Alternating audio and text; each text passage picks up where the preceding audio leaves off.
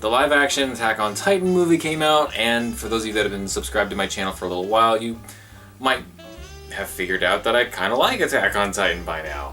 I don't know if it was the complete dub-sub comparison of the entire show, the video that got taken down by YouTube, dancing in Attack on Titan gear for my 30 days of anime, or 20 days of... What was it again? What is that thing called? The thing where you make... But before we can talk about the actual movie, we need to talk about my movie-going experience. That is what happened when I was at the theater. And some of you already know where I'm going with this. Apparently I was not the only one. But at one point in the movie, the subtitle track got stuck. Now what that means is that with a digital movie, you have the movie going, and then you know how you go into the options to set the subtitles for what language you want to read it in. But if the subtitle track gets stuck at any point, or if it just doesn't show up, you're left listening to a movie that you don't understand. And it was about 30 minutes or so into the movie, and the track was, "I've been waiting for this day." Somebody said that, and then it just stayed. Multiple characters were talking, entire scenes went flying by, and all it said at the bottom was, "I've been waiting for this day." It was so awkward and uncomfortable. Not only was it awkward and uncomfortable, it took them like another 30 minutes just to pause the movie. Not to fix the problem, to just pause the movie. You know, got the movie released out to us in the States. They found out about the problem, and they sent a patch over to the theaters that were having the movie and said, "Here, just update this and you won't have any problems." And some theaters did that, but apparently some didn't. So first of all, this theater that I went to, Clackamas Town Center, didn't bother to check any kind of email or notice for the patch or for any, you know, notices that there was going to be a problem with the movie, which could have been fixed if they had just checked for it when they clocked in for the day. And second, obviously somebody wasn't up in the projections area. It's not difficult to just, you're supposed to have a radio on you so that when a customer comes up and tells you, "Hey, there's a problem with the movie," or something, or whatever, something's going on, you're supposed to be able to just pull out a radio, talk to who you need to, and then in like 60 seconds max, you know, things start rolling. In this case, the movie would have gotten paused if somebody was up there to fix it. Assuming that the projectionist didn't notice that happening at all. So really, the fact that like 30... Oh, I have to do that over again. But taking another 30 minutes just to get the movie paused, and then they brought up the lights and we just sat there staring at the screen. People were just one by one, people just pulling out their phones, doing whatever. Some kid actually pulled up the Attack on Titan theme song on his phone and just turned that as loud as he could. That was funny. Then finally they start to rewind the movie back to where it was supposed to be with it fixed. And we were all just on the edge of our seats like, if it happens again, if I see that caption again, and it just stays there, like, we're gonna riot, right? Like that was kind of the unspoken commitment that we all agreed to. But no, it actually did work. They obviously had it paused so that they could, you know, properly do the update and get the movie corrected.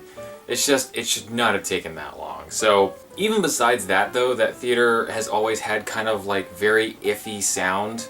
Like it doesn't sound like the bass is on. It doesn't even sound like the stereo is on. It sounds like it's on mono. A lot of the times, like, a character will just do this, and it takes you a few seconds to realize that, oh, they're reacting to a sound that I couldn't hear. Like, you hear every other sound effect. When I went to go see the Age of Ultron movie, like, it drove me nuts how every other sound effect was missing. And you could hear it. So, and I knew it wasn't the movie, but I mean, I can tell these kind of things. It was not an editing thing. Anyway, that was my movie-going experience. Let's talk about the actual movie itself.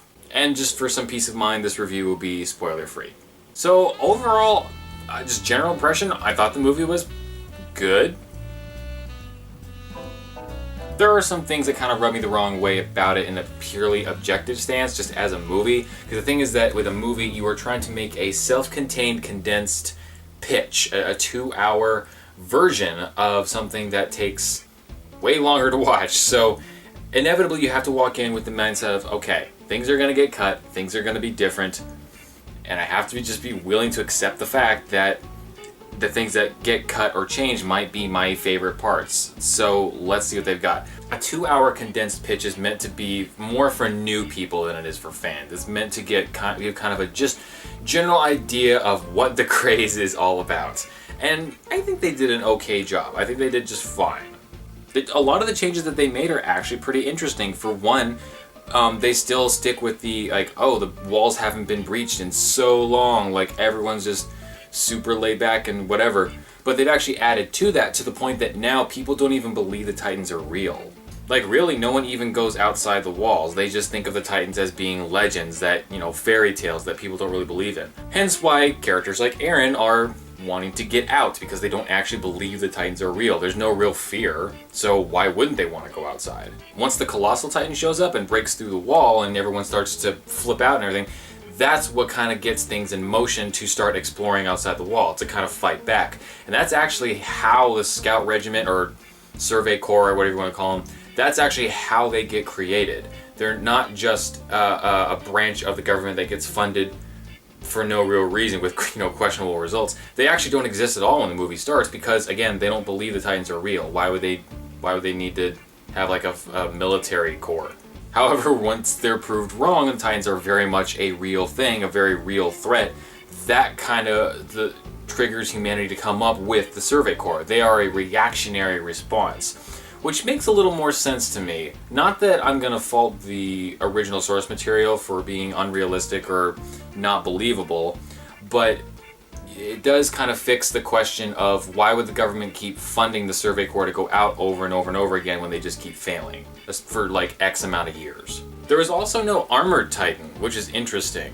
I'm not gonna give that a yay positive change or nay negative change until I've seen part 2, because there's things that happen later on with the armored. I mean, we'll see how that plays out. There is some modern tech, and that was one of the things that a lot of people were pissed off at the beginning. When the character posters were first leaked, one of them showed Sasha with an RPG, a rocket-propelled grenade, and people were calling betrayal because you can't have military tech in Attack on Titan. And I was always just kind of like, why not exactly? I only read the first bit of the manga. In that portion and in the show, they've never really expressly said how long it's been since the Titans showed up and started devouring people. It could have been 10 years ago, it could have been 50 years ago. But really, there's no reason why people wouldn't find leftover remains of tanks and vehicles and things like that. Like, I get that some people like kind of the old-timey chariots and horses and things like that, and I like that too. I honestly do kind of prefer that, but there's also no reason why you can't have just a car. It literally serves the exact same purpose as a chariot. They've made some character changes too. I mean, Armin has a more tragic, without spoiling anything, has a more tragic element to him that actually motivates him to sign up for the Survey Corps. And I legitimately like that better. As much as I love the original show, it always kind of bothered me that Armin was so adamant about joining up with Eren and Mikasa. And don't get me wrong, I'm glad that he did, because he ended up, you know, it pushed him, it developed him into one of the most integral, intelligent characters in the show. He's one of the main reasons why the characters are still alive as long as they are. He figures things out. He's a very important character, but like I said, his motivation for initially wanting, because I mean, he didn't know back then what was going to happen. In the show, his reason for wanting to sign up always kind of bugged me, so giving him a tragic element in the movie gives him more of a drive. It makes sense. They both have the same goal. Him and Eren both have the same goal of wanting to go outside the wall, but Eren is motivated to that goal by his character, by his passion and his rage. Armin has that same goal, but there was no real drive to push him there. There was no real motivation. So it always kind of struck me as weird that he was so, like, adamant about signing up. Giving him a more tragic element, giving him a motivation to want to sign up in the movie, makes more sense. It's a smart move. He's even got a love interest. They give Armin a love interest in the movie. At a point, I honestly kind of sat back like, are they gonna make Armin the main character in this? Is Eren gonna sit in the backseat to this? The answer is no. Eren still is very much the main character in this. The problem is that he's not as interesting a main character. Part of it is his acting. It's very bipolar. There's no real, like, emotional middle ground that we can relate to as an audience. He's always either completely deadpan or way too over the top. To the point where I'm not really sure if he's in pain or if he's, like, cackling. By far and away, the absolute best actors in the movie are the girls that play Hanji and Sasha. Hanji's played by Satomi Ishihara and Nanami Sakuraba. I can't read my own handwriting. Nanami Sakuraba. I got a script. Part of it is their comedic timing. They have a real connection with their character, and it's very refreshing to see. Side note, the guys playing Aaron and Armin look the exact same. And I don't mean because they're Asian, alright? It's not because they're the same race. It's because their hairstyle, hair color, voice, facial features, and their uniforms are all the exact same thing. Literally the only way you can tell them apart is if they're standing next to each other, because Armin is shorter, or someone addresses them and points and says, "Hey Aaron," or "Hey Armin." That's the only way you can tell them apart. A little annoying. Let's talk about the effects for a minute, why not? Inevitably, even though it is a very character-heavy show, manga, whatever, inevitably action does play a role into it. The anime is very well known, very revered for having very well done choreographed action sequences, which for a movie means visual effects. For the Titans means visual effects. And we got kind of our first preview when there was a car commercial directed by the same guy who was going to direct the movie. And a lot of people were looking at that as kind of what we can expect for the movie. I kind of didn't, because I knew that he wasn't going to work with the same team with the movie as he did with the commercial. I was more waiting for first teaser images to start showing up, or like a teaser video in general. And when it first came out, the Titans looked cheap a little bit. It looked unfinished to me. So while I could see people not liking how they looked, I also knew that just from experience, they didn't look quite done yet. And even having said that, the Titans in the show go back and forth from looking really terrifying and super stupid looking. Like, you cannot sit there and tell me with a straight face that you didn't just straight up laugh at a couple of the Titans. And then one of the newer trailers came out and completely proved me right, and the Titans looked polished. There were shadows. They looked more seamed into the background a little bit more. And so I was going more a little bit off of that. That's generally how they look in the movie. There are some touches up here and there, but they're very minute. No joke, there was I wish I had screen capped it. There was a comment on the trailer for the Attack on Titan movie. Someone said, "The Titans look like humans? This is gonna be awful." That's like, what do you want them to look like? Ponies? What do you want them to look like exactly? Maybe what he's not liking and what other people are kind of gravitating towards about it is that they're basically just actors in big naked like suits and not really like actual like CG things. What? Get over it. And honestly, I think they look fine. Not great, but I mean, they do look just enough off-putting. And then there's a few that are just silly enough that you can't help but laugh at them. That's pretty much the Titans in the show, right? When I first heard that Levi wasn't going to be in the movie, I could swear I heard the sound of 1,000 vaginas drying up across the internet. Girls love Levi. Don't get me wrong, I like Levi too. There's guys love Levi too. He's the quarterback, he's the pro, he's the ace in the hole. He's the cool guy that everybody wants to be. Most of his fan base is female. I'm just gonna leave it at that. I'm not making any kind of a statement. I'm just saying that more girls tend to like Levi than guys tend to like Levi. So when I heard there wasn't gonna be a Levi in the movie, the fan favorite amongst everybody, I was kind of like, what are you doing? But then I saw this character poster reveal for the movie and I was like, oh, okay, so he is in the movie, he's just named something else. He's the same thing, but just with a different name. Okay, I mean, he's got the coat thing, he's got the hair, he's got the cool guy pose, all that stuff. Okay, so that's fine. I'm okay with that. Especially since Levi's supposed to be European and there's not a huge long line of European actors that Japan can just call on. Oh, sorry. It's not a huge line of European actors that Japan can just call on to play one of the coolest dudes ever in anime history. So, changing it to Japan because there's lots of Japanese actors and changing his name, that makes sense to me. But then I saw the movie and his character showed up and they actually made a huge change to the Levi character's personality. They gave him one. Let's face it, Levi's kind of a dry character, like personality-wise. He emotes every now and then, but man, it's far and few between. The guy that's in this guy here, he's closer to the Joker than he is to Levi. No joke. Joker. I'm going to hell for that.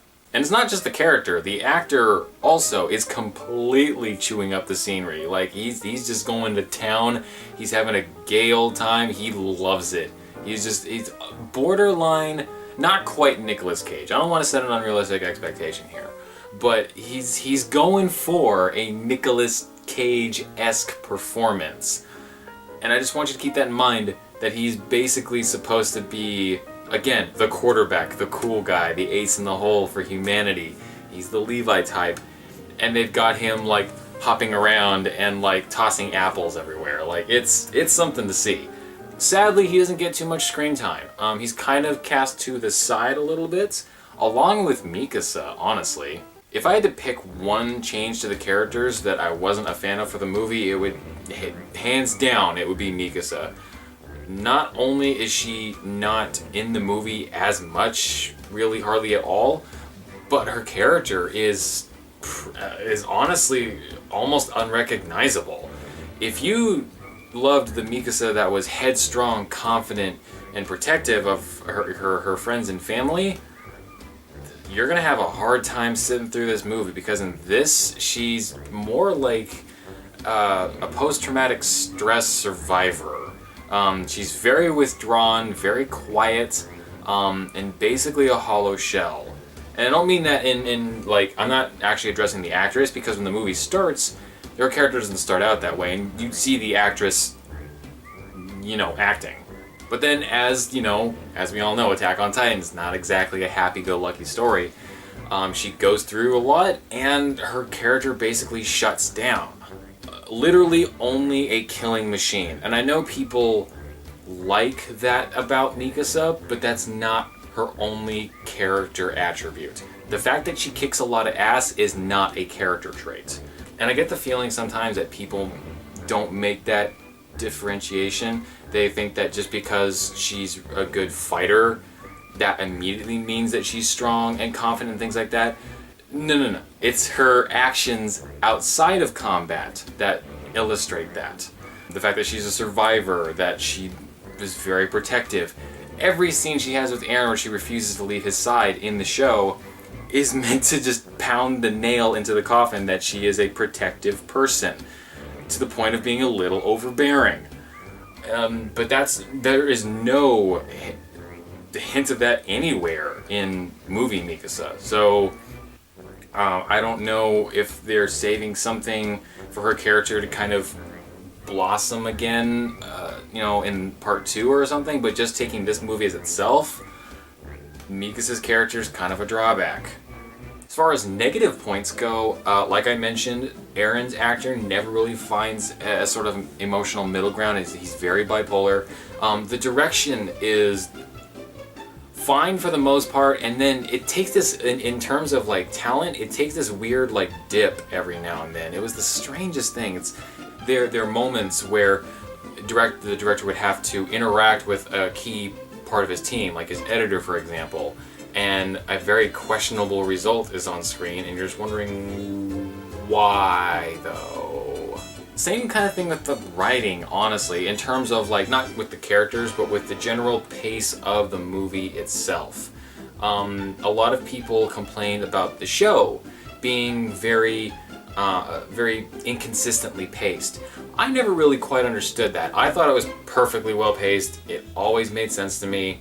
I never felt like it was dragging its feet for too long, except for when maybe the female Titan was chasing them. But except for that little bit there with the flashback, I never really got a sense of a pacing problem. The movie definitely has a pacing problem, especially, and with tone too. Both with the speed of things happening.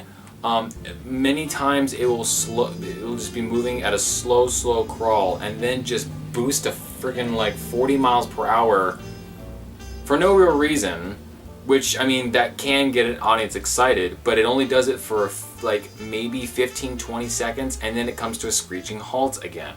And then we're back to a slow crawl.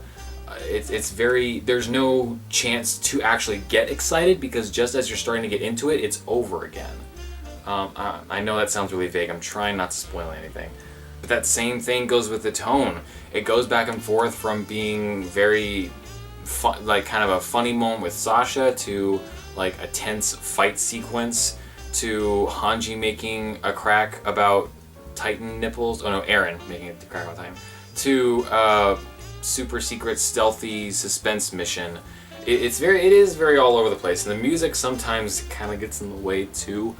It can't tell if it wants to be more like modern opera-ish, or if it wants to be like old school kaiju, like black and white, bum bum bum kind of music. It flips-flops between that a lot, and that is two very different eras of time, and you cannot easily mash those together in the same movie that has rock music in it for action sequences. It just, bleh. I don't want all that to make it sound like I didn't enjoy the movie, because I enjoyed it just fine outside of the huge screw up with the theater. Clackamas Town Center. I still think the show is the stronger telling of the story. Like I said, inevitably things are going to be changed. They only go up to the 7th episode with the movie, and the show is like 20 some episodes long, and it's only 2 movies. Of course things are going to get cut. Of course things are going to be different. But because the show is able to stretch out a little, and it's able to take its time a little bit more, things are able to breathe a little bit easier. The writing is a little more compact and solid in the show. The movie kind of feels, I don't want to say rushed. I'm going to say rushed. There's a couple moments where overall, all things considering, they pulled it off very well, but I feel like if they had just taken a little more time with it, some things would have gotten smoothed over a little bit.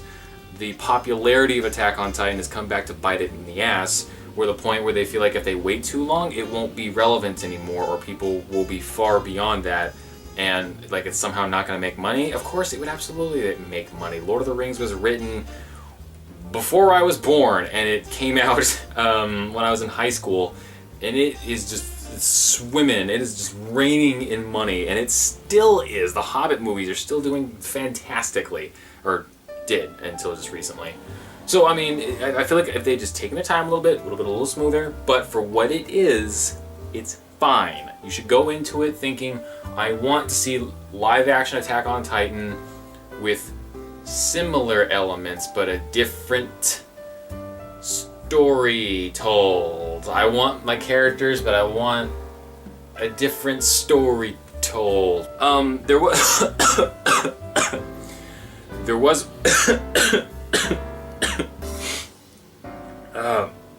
there was one more thing I wanted.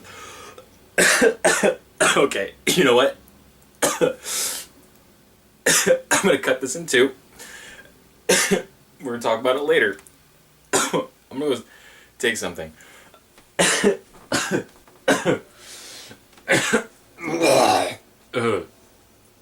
Oh, that's foul. But I mean, like the tone, that been since the attack to the Levi character's personality. They gave him one. New modern operatic, or if it wants to be like old stool, that's a word. A different story told. Why am I doing this like the movie is a girl? Like why am I creepily feeling up the movie? I don't understand. Why am I still doing it?